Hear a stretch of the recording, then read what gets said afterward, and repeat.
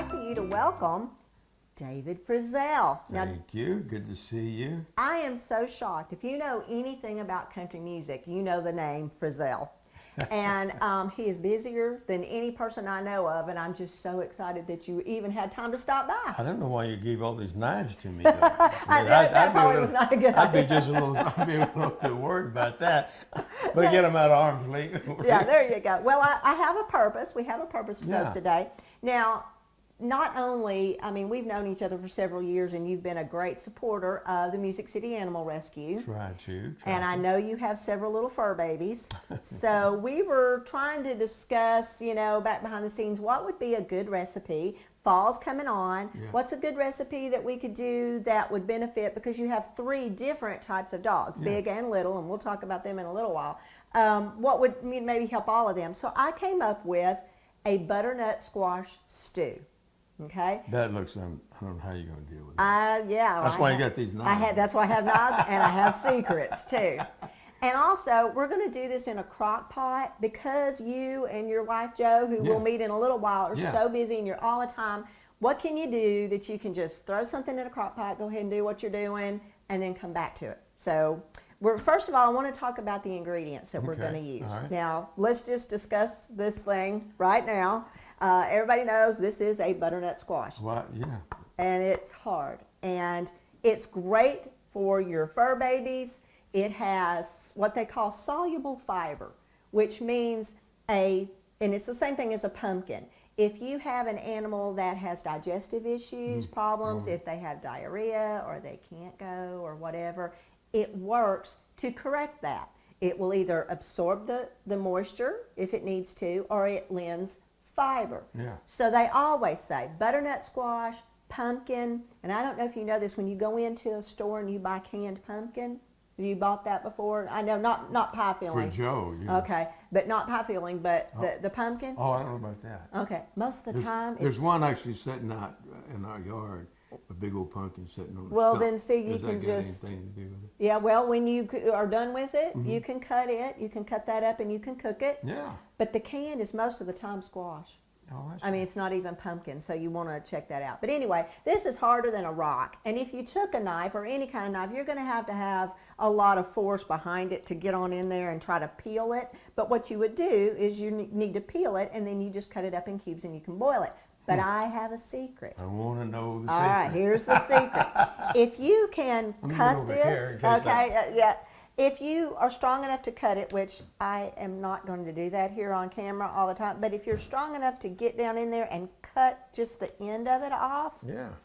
You're doing pretty well. well, some days Yeah.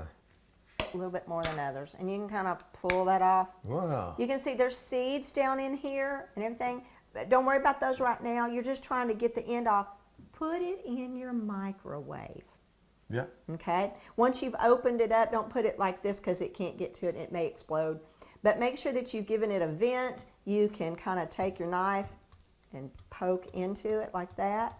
Then put it in your microwave. And depending on the size of the squash, you just have to kind of keep feeling it Yeah. until it's soft. Once it's soft, you take it out, let it cool. And then It just peel cuts. it, Then you can just cut all of that off. And that's perfect. So that's kind of my little trick for Yeah, peeling that's those, quite because they're so good for you and your pets that you're going to want to do that. But it's going to be a little difficult.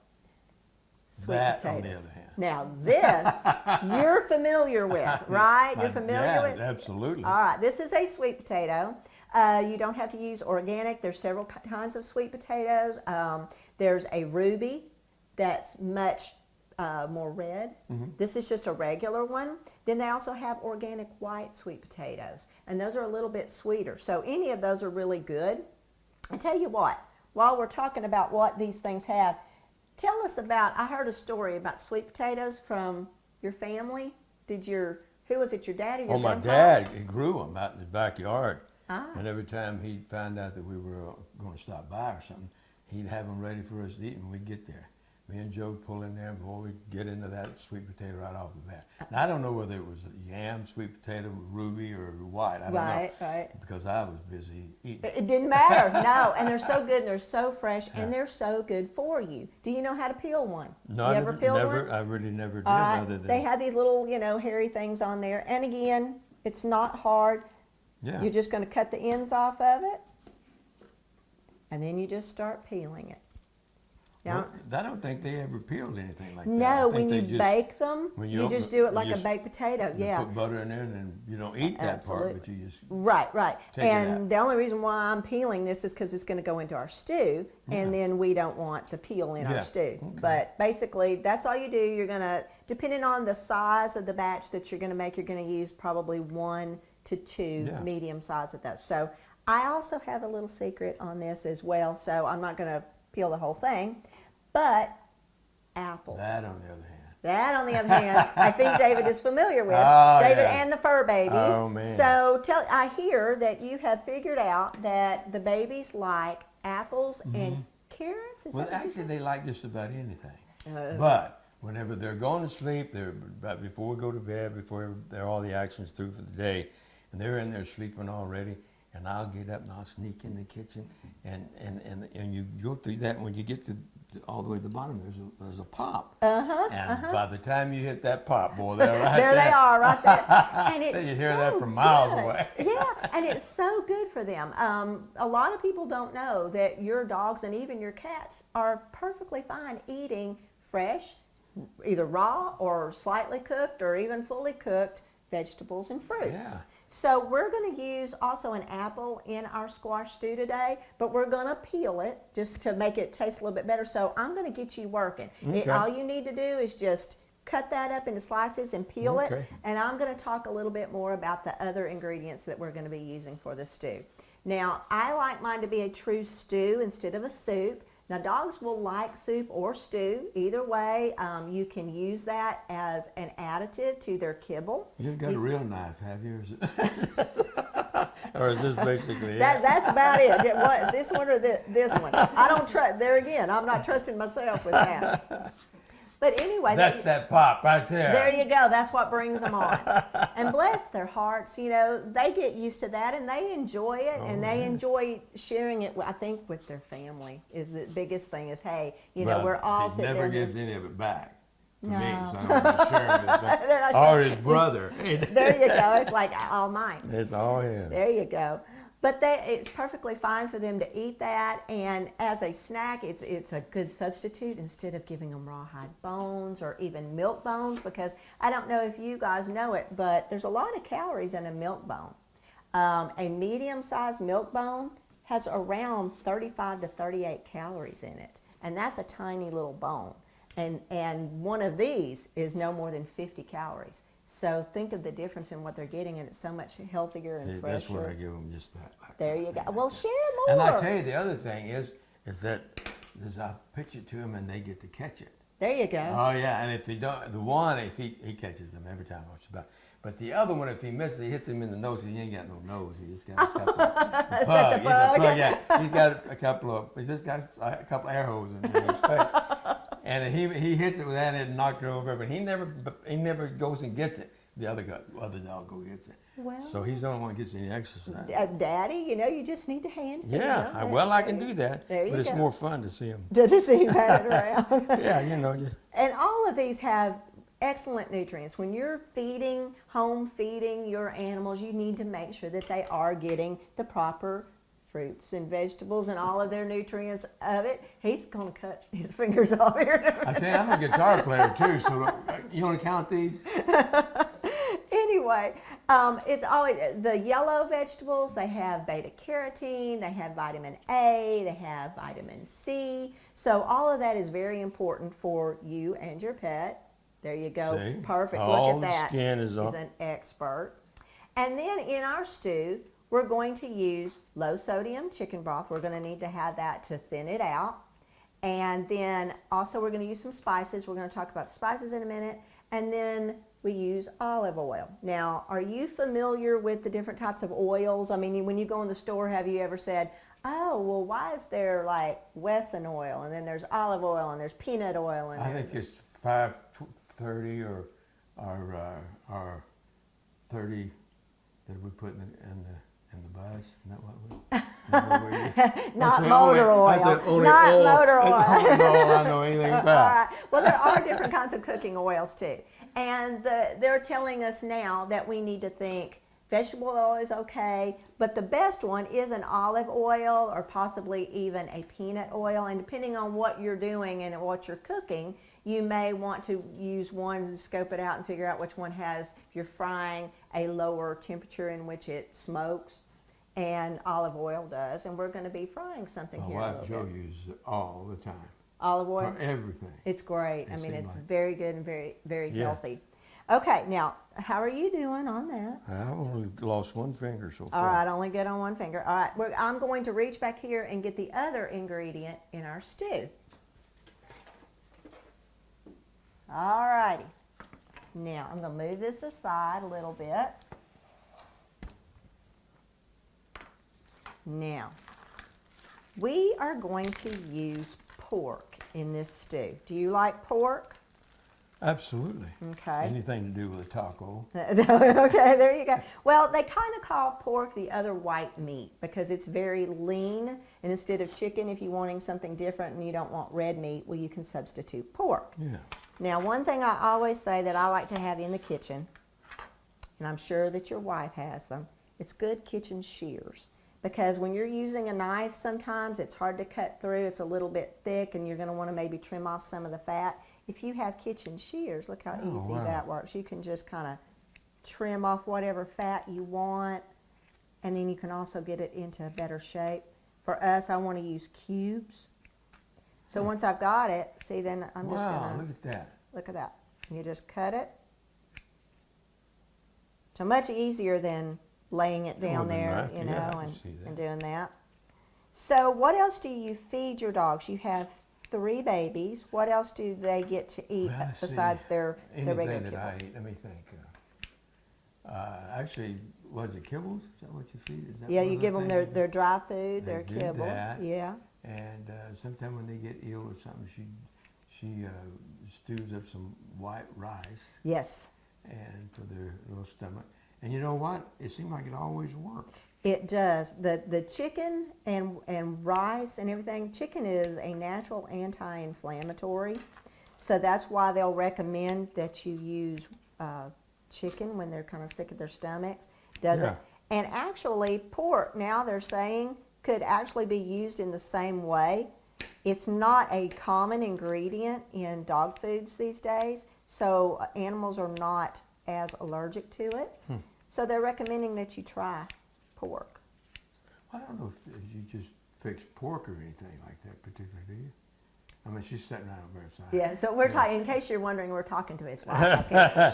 She'll be on camera in a minute, but yeah, this, and the one thing you got to remember when I'm talking about pork is I mean regular, like a pork chop, they have boneless pork chops, they'll have anything like that, not sausage, you know, that already has the extra fat and all of the spices and everything like that in it. I'm talking about plain meat. You know, but just mentioning Joe there for a minute, she does cook a lot for Yeah, the pups. for the- yeah. yes. And I'm just saying, man, I can have cooking for me. And it smells good. Yeah. Well, that's what we're doing. That's the whole point of Best Friends Kitchen, is to explain what you can eat that your animals can eat too. Yeah, she so that doesn't you always can swim. she doesn't just always pour it out of a bag. Right. That's what I'm saying. She actually cooks. Right, and see, you do that, you can put a little bit down there, then you can put what you're eating, Yeah. and then they'll come running every time. Yeah, they do, you know. And what I'm doing, David, is there's several ways. When you cook in a crock pot, there's several ways to do things. You can just put it all in there and let it cook. Or sometimes you like to have things that have a little bit more flavor. Sometimes when you put meat in a crock pot, I don't know if you've ever cooked chili or Joe's ever cooked yes. chili in a crock pot. Occasionally, if you just take that raw meat and you put it into the crock pot, it'll taste a little boiled, you know, kind of, I don't know, maybe doesn't have as much flavor. Well, what I like to do is brown this beforehand. Oh. So what I'm doing is I'm putting just a little bit of flour on these little pork pieces. And then, did you know that your pets can have a little salt and pepper? Didn't know that. Yes, they can. It doesn't hurt them at all. Of course, just like us, in moderation. You want it all in moderation. So I put just a little bit of salt, just a tiny. Just a little bit of pepper, there it goes. And all you're doing is just kind of, you want a little bit of taste too. We're cooking for our babies, but you want it to taste good too. So you've almost, looks like he's almost got that apple Yeah. peeled. So what we're going to do is we're going to take a break. And when we come back, that elusive Joe that he keeps talking to is going to join us. He's going to finish this. Yeah, he's going to finish that and help us brown the meat. And then we're going to talk about the fur babies a little bit more.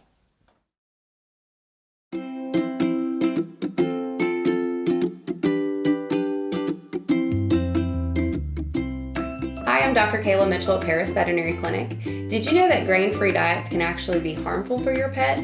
With the recent fad in grain-free diets in human medicine, a lot of people are putting their pets on grain-free diets, and unfortunately, we've had a large increase in dogs and cats with heart disease that's related to grain-free diets. So if your pet is on a grain-free diet right now, I encourage you to go speak to your veterinarian and make sure that that diet is okay for your pet. And if you want to do some research in the meantime, you should visit the statement from the FDA that talks about dilated cardiomyopathy from grain-free diets. And if you have concerns, please talk to your vet.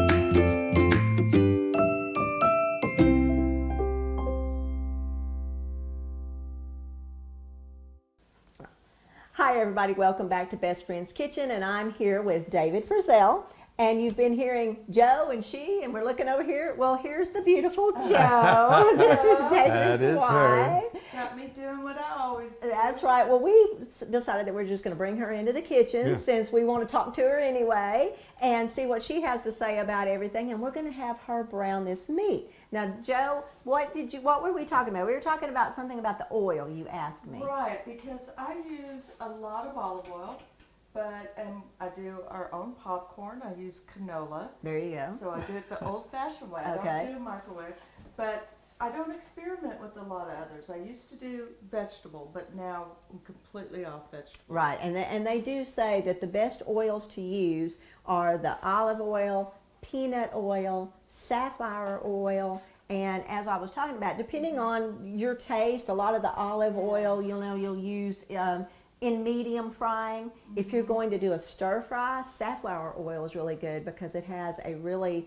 what would you call it, high tolerance for heat, so Yeah. it doesn't smoke as much. So that's always a good oil to use. Okay. Now, what we were talking about is when you're doing a crock pot meal, I could have just taken that meat and put it directly in the crock pot Okay. and let it go and then added all of these other ingredients and everything. But I like a little bit more cooked flavor. I like the flavor that you get when you fry something and that brown, that good taste that you And get. so does your guest. And so does my guest. Yeah. So that's why I take a little bit longer time. I go ahead and flour it, put some salt and pepper on it, and then I will just fry it in the pan until it gets nice and brown. And then you have all those little crispy things on the bottom. Yeah. Okay. I like that. Right. Have you ever done what's called deglazing a pan? Do you know what that's Yes, called? yes. Okay, to get all those, for you that don't know, what you'll do is once everything has been fried and you're not having to get this totally done because it's going to cook longer in the crock pot as well. But what you're wanting to do is get all those nice little bits and the flavor that actually comes from the good frying. stuff. The good stuff. And you'll take a cool liquid, and sometimes people just use water. I use low sodium chicken broth, and you pour it right in there, and it'll go psh like that, and then you can scrape all of that really good stuff. That's kind of how, long time ago, they made gravy, when you'd make sausage gravy. We and- Last still do. Stuff Last like time I that. seen gravy was when my mom was here. There you go. Well, it's kind of the same way, though. It's like you take all of that little bit of the grease that's left in there, and then the little pieces of meat and everything, and then you're pouring in your milk or whatever in there, and that's kind of deglazing it, and you're getting all that And for stuff. our steaks. I Yes. also do that. We like a lot of the broth, so I do that Yes, with that. absolutely. And it's really good. And that's just a really good way to serve it to your pets, too. I mean, I don't know if you know that, but like if you wanted to just stop right there and you said, I don't think I want to get into feeding soup to my pet or whatever, but we're going to have this soup. You could stop right there at the pork once that you had fried it and everything. Make sure. Now, that's one thing. A lot of people talk about feeding their animals raw foods. Right. I'm not big into raw because I just know, and especially with pork, undercooked or raw pork, main thing you have to worry about is trichinosis. That is a round worm that gets in pork. So if your pork is not thoroughly cooked, and or, you know, or if you think you can feed it to them raw, you better know who your butcher is. Wow. Yeah. You know, you better know where that came from because just like us, they can get trichinosis and can be deadly. Wow. And I talked to you about that about 3 months ago about our new dog. Yes. Of raw. Everybody's talking about raw, so you're Right, and that there again, I have not done a lot of research on that simply because I feel like I don't want to feed raw. If you are very entrenched in it and you have a veterinarian that supports it, then by all means do your research, and you may be able to find a good butcher and everything, and that you can get it and have it done properly. Yeah. But if not, then let's just cook it a little bit and be safe. Yeah. Now, while that's cooking, I want to talk about your babies because we're talking about things that are Oh, good wow. for them. Now, you have 3 fur babies. We're going to start, I guess I'm going to guess at who's the littlest. I'm going to say Cash the pug is the littlest, Yeah, but not by much. not by much. Okay. Because Then- he'll eat that pork anyway. Oh, there you go. Okay. Then you have a corgi named Clausen. Okay. Now, they weigh probably what? How much do you think they weigh? I think Clausen's probably 28 or 29 pounds. Okay. And I believe Cash is probably 18, 20, something. Coming So on, they're not yeah. that far apart. Those little pugs like to get chunky Yeah, and everything. yeah. I love Up that. around the shoulders, he looks like he whip you, Yeah. and he acts like he. and I'm sure he does act like he can. All right, and then we need to talk about the big boy. Now, your newest baby in the family is 10 months old. He's a Bernese Mountain Dog. His name's Brando, right? Mm-hmm. All Name is right. Brando. And at 10 months old, the baby's weighing in at how much? Right at 100. Oh, About 90. Right at 100. right at 100 Yeah. pounds. So you He's have beautiful. Yeah, oh He gosh. is gorgeous. Any of you, I tell you, go on Facebook, check out David Frizzell, and you're going to see Brando. He is a fan favorite. He gets isn't he? more love letters than than anybody. you ever thought about, right? Oh, I yeah, know, he'd double me. Yeah, Oh, I don't yeah. want to see David, I want to see Brando. Right, that's right. I know how So, that works. yeah, Mom, what do you find is the biggest thing when you're feeding Brando? What do you have the hardest time with? Well, with the 3 different breeds, and Yes. try to have that happy medium. So the apples, as you guys were talking Oh, about, he loves apples. that we're going to put this in there. The carrots, especially when he was Carrots. teething. Yes, yes, So- and we talked about that you can Yeah. use a carrot, a raw carrot, in place of bones and rawhide and things like that because those are just not good to give them. But if you start them out young, that's the main thing. A lot of dogs, it's kind of like children; they have to be trained that it's okay to eat their vegetables, and because kibble is basically sweet to them. You know, when you Yeah. feed dog food. There's a lot of carbohydrates in it, even though maybe it is primarily meat. Everything it has been processed, so it comes down to something that's kind of sweet to them and is appealing. So you turn around and you give them a vegetable or something that they've never had. My favorite thing is to watch a Chihuahua eat corn for the first time. Now, corn does not have a lot of nutritional value, but when you use mixed vegetables and things like that, it will be in there. And the first thing they do is yum yum yum yum. And out comes that piece of corn. So, you kind of have to get them used to it and everything. So I noticed that as I was looking and doing research and everything, pretty much all of your breeds, though, have a tendency to have upset tummies. Right. That's just, That's been the nightmare with all of them. It's scary, but because we do cook, or even if we eat out, and we were talking about steamed rice, yes, chicken broth is absolutely. our go-to. Right, right. If you want to turn that up, if you feel like that's not cooking fast enough, you Okay. can turn that Gotcha. up because we're going to get a really good sizzle on that Okay. and get it brown. But so that's why, another reason why I thought, okay, let's do some squash and some pumpkin and everything, because again, squash, pumpkin, all different kinds of varieties of squash, but especially, and sweet potato has a high fiber content in it. So it actually works if they can't go, or they're going too much, or it actually settles their tummy. So anytime that they're sick, if you're doing rice, you're trying to get something bland, if you're doing a little rice, you're doing some chicken, add a little pumpkin, a little sweet potato on top of that, and that'll clear up that diarrhea really quickly. I mean, I That is promise. good to know. Doesn't Yeah. take, and it doesn't take a lot. Of course, for Brando, you have to think of like you're talking about an adult here, you know. I mean, he's close to weighing what I'm weighing, so you know, I'm thinking, wow, he's really going to eat what I eat. And now when he stands in line, Vicki, it's Yeah. I have arrived. Yeah, I'm ready. Well, and that's a good thing for him. So you know, when you're talking about a 100-pound dog, you're thinking maybe a half a cup. Actually, of pumpkin or sweet potato is what it's going to take. But your other little babies, you know, fourth to a third a cup is plenty. What other things? Because I know when I was researching on a Bernese Mountain Dog, they also, because they grow so quickly, large dogs grow quickly, and the bigger the dog, the quicker that they're growing, they have joint pain and they have things like that. So have you run across that with them? that elbow fluid. So Oh. fluid in the elbows. He got a little bit because our ground last year, walking the new puppy, even though he's so big, he's Right. a bigger dog, but Right. he got some stuff because of the ground, stuff coming up from the Coming up ground from the after a wonderful season we had Right, last year. absolutely, and then the bacteria and all of that Yeah. gets in their system. So Yes. again, we're still talking about things, but now when you're adding spices, and we're going to talk about, there's some things Okay. that you can actually add that is good for us, good for digestion, good for Yeah. our bones, and that's ginger and turmeric. Ginger, yes. Ginger and turmeric, and you can use, you know, you can buy it already done, or you can buy ginger and grind it yourself, which if you haven't done that recently, it smells so good, and Yeah, it really, wow. it tastes really good. You think, oh, ginger, I don't know if I'm going to like that, but it really is. It's a Yeah. nice addition, Yeah. and it's in this soup.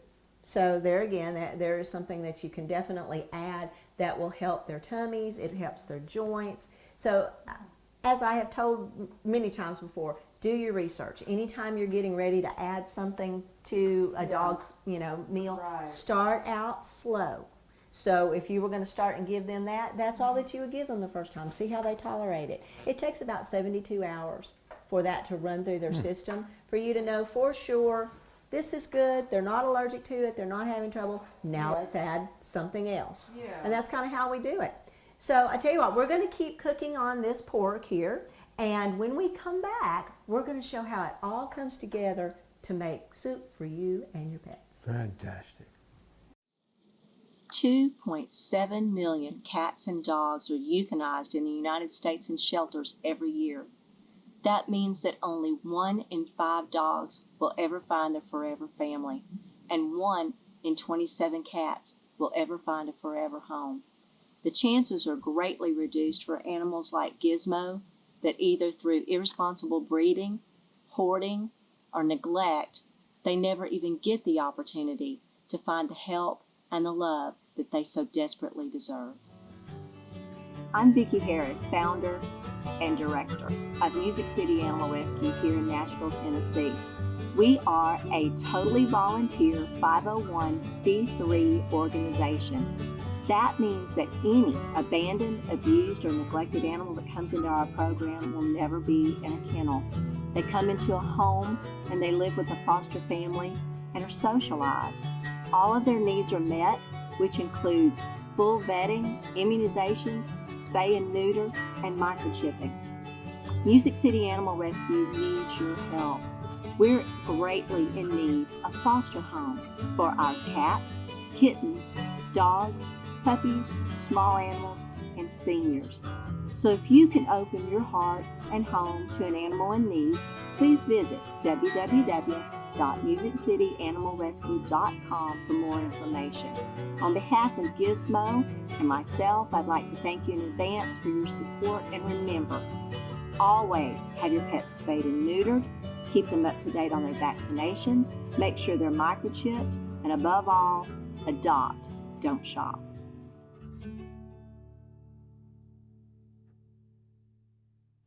Welcome back, everybody. This is Best Friends Kitchen, and I'm here with Joe Frizzell and David Frizzell, and we're cooking butternut squash stew for the fur babies. All right, I put Joe to work because I didn't trust David with the knives anymore.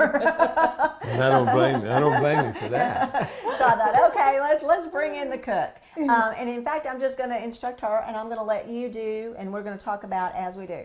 Now, at the beginning of the show, I was showing about the butternut squash and how you would prepare it if you wanted to use butternut squash, and how you I'm gonna try prepare that. your, yes, and how the sweet potatoes and everything like that.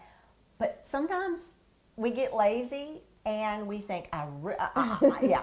And even though the crock pot's really going to help us out Yeah. on time and everything, maybe we need even more time or whatever. So I have some go-tos, and I have kind of cheated here a little bit. Okay. So what I do is, there are several organic brands of different soups in the stores these days, and they're low sodium. This one is low sodium. So I cheated, and I got butternut squash low sodium soup. Now, it already has all the spices that we were talking about. Okay. But it doesn't have ginger as much, and it doesn't have turmeric. Okay, so those are a couple of things that if you are really interested in adding that to your diet and to your pet's diet, you can add that. Okay. You can also add more, and that's what I'm going to show you about it. You can add a little bit more if you think, well, taste it, and I like it to taste a little more like cloves or whatever. It's all to taste. But go ahead and just pour that whole thing into the crock pot. All right. And we were talking during the break and everything just about a lot of the different things that we can add to our pets' foods to keep their optimal health, and ours as well. And probiotics, that's a big thing on everybody's mind these days. And it's so good for your pets. And you can get it in several different ways. They have probiotic powder, and you can just sprinkle that, and it smells like vanilla. And I have not had dog or cat that has a problem with it at all. So you can Really? sprinkle it on their food. They like that a lot. There's yogurt. Now, do you feed your dogs yogurt? Oh, we do. Absolutely. Daddy gets yogurt. They get They yogurt. get yogurt. And most dogs are not lactose intolerant. The odd thing about it is most cats, when they grow up, tend to be lactose intolerant. Now, isn't that weird? You've Yeah. always seen you set out the little bowl of milk or Yeah. cream or anything for the Yeah. cat and everything. They're usually lactose intolerant. Oh, I So didn't you know kind that. of have to be careful, but most of the dogs are not. So you can add yogurt to you could even put yogurt in this. I mean, a plain, Yeah. you could just put that in there and just make it a little more creamy. And I'm going to show another way that you can use that when we go to eat it. Okay. Okay, so now, here is the meat. You remember we were talking about what we like to do, and you browned this for me. Right. It gives just a little bit extra color to this meat, and it'll give flavor in here once it's cooked. Now, we didn't cook it through. It's still what I consider to be not fully cooked. Yeah. But since we're going to go ahead and put it in and it's going to cook probably on high, this whole recipe is going to cook around 4 to 5 hours. Oh, okay. So it's going to be, by the time we're done, it's going to be fully cooked. Another cheat, Okay. are sweet potatoes. Uh-huh. Now, if you like your stew really chunky and everything, well, you could just take sweet potatoes, boil them like you do a regular potato, kind of cut them up, put them right on in there, whole. Okay. If you like it a little creamier, and maybe you think, well, I'm trying this out for the first time on my pets, and I don't know whether they're going to want to bite into a big hunk of apple or Right. sweet potato, you can puree them, mash them, Okay. or whatever you want to do. I also cheated with these. They're canned. Oh, okay. Now, if you know, when you're in the store, if you're going to look for canned sweet potatoes or whatever, a lot of times they're either heavy syrup or at least they have some Right. kind of sweetener. Right. Wash them. Take Okay. Yeah. dump it, wash them, let them drain, wash them again. Get as any much of that. vegetable. Yes. I usually try to get the Because extra salt out of there. right, and because even though you're buying a low sodium, it's still packed, it's canned, and it has to have that preservative, which Yeah, is a sodium good in there. tip. So you want to just put that right Yeah. on in there. Great. Now you said 4 to 5 hours. Can you wait 4 to 5 minutes? I'm in trouble for 4 or 5 minutes. How can we speed that? How do you speed that crock pot up? Well, you leave. You go do something start, else yeah, and go mow the lawn. get their mind off of it for a little bit. Now, that's another thing. The dogs, when they start smelling this and they learn and they're getting used to eating and Yeah. everything, that's what I love about it. I mean, we don't want our dogs to beg. You know, we say, well, if I feed my dog, you know, people food or whatever, then every time they smell it, they're going to beg. And it's just going to be Pretty a mess. much. Well, but the thing about that is if you are only feeding them with that, they know what their dinner time is. And they're not begging all the time. They're sitting and waiting. All of my dogs know 5:30, it's time to eat. They come in the kitchen, they can smell it, but they all wait. Oh. And then they get fed and they go on. They don't beg at the table. They smell it, but they're going on routine. I may be eating the exact same thing that they had, but they know they get theirs in a bowl, and I sit at the table. So as long as you're never feeding them from the table, yeah, feeding them from the table starts the habit. It's not the Yeah. food; it's the habit that they're Yes. doing. So anyway, Guilty. guilty, and we all are. But that's another reason why I started Best Friends Kitchen, because we all. That's in us. We want that. They're part of our family. So you're eating, and then you got those eyes that is looking at you like, why can't I have that? And you're not sure if what you're eating is okay. So this way you learn. Yeah, I'm eating apple. You can have that, or yeah, Right. we're having this. You can have catch it. that. You got Yeah, it. you can catch it. Cut it out. Now I'm going to add a little bit of the low sodium chicken broth to it. Okay. And again, it's because we added some sweet potato to it, so it makes it a little bit thicker. Okay. So you're just kind of Get it out. adding this, and that's another beauty of this. Why I like it so much. It's all the taste. So, or like, okay, I like a thinner soup, or I like it thicker. Well, I like that you use that because we travel so much.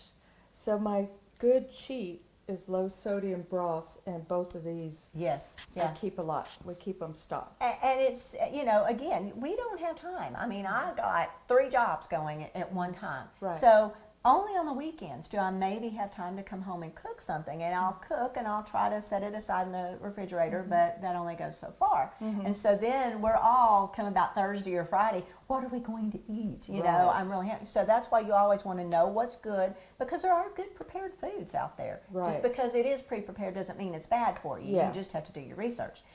Final thing is that apple that David so lovingly and carefully cut.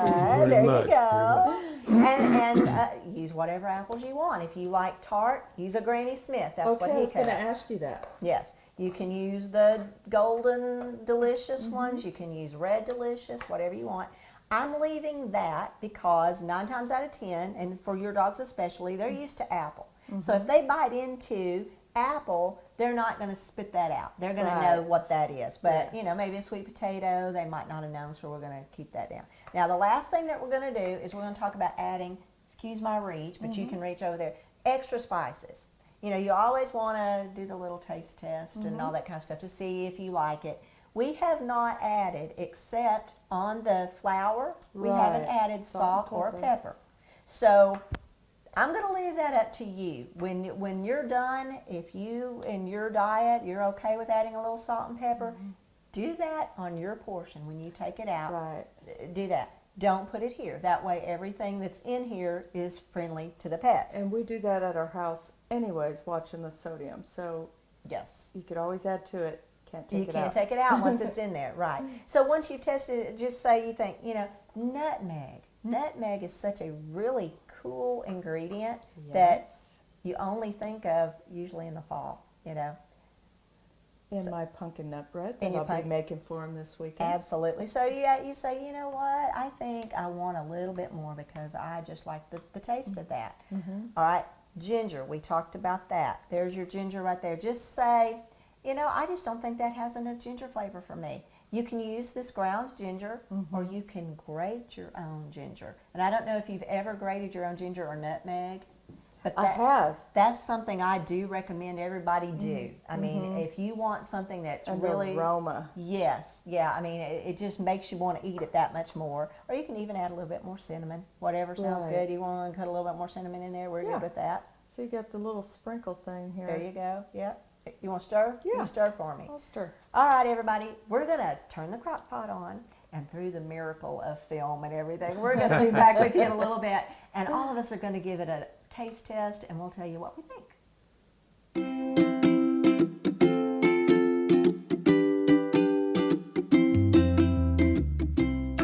Hi, I'm Dr. Kayla Mitchell at Paris Veterinary Clinic. I just wanted to give you a couple quick tips on vaccines. I know that a lot of us are worried about vaccinating our pets and are worried about over-vaccinating. And so I just want you to remember that it's very important that we prevent diseases, and we can do that with vaccines. There are some vaccines that are considered core vaccines. So in a dog, distemper, parvo combos, and rabies vaccines are core vaccines. But there are some lifestyle vaccines that they may need, like leptospirosis if they're going to be outside around other animals, kennel cough if they get boarded and groomed, Lyme vaccine depending on the area. And in cats, we have a core vaccine that's called FVRCP, and then we also have our rabies vaccine, which again is core and required by law. But there is a vaccine that they can also get called feline leukemia, and if they're going to be outside, that's one of those lifestyle vaccines they should have. So what I would encourage you to do is take your pet to your veterinarian, talk about all the vaccines that they have and which are important for your pet to have.